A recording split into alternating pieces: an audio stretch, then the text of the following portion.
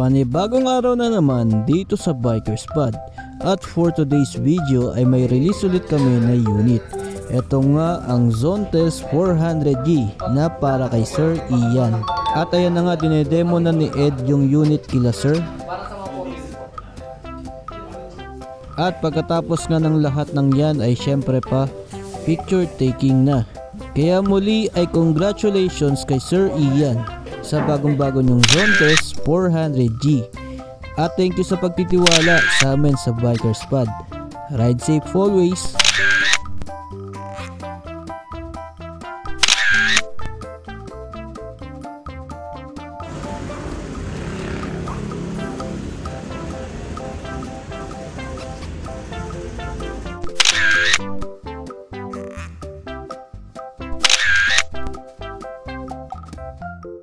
Kaya sa mga interested pa sa unit na Zontes 400G ay available pa sa Bikers Pod.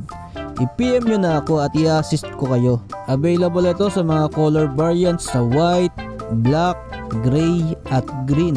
Naka-promo nga ngayon ang Zontes. Kaya kung interested kayo dito sa unit na to ay bilan nyo na yung sarili nyo ngayong holiday season.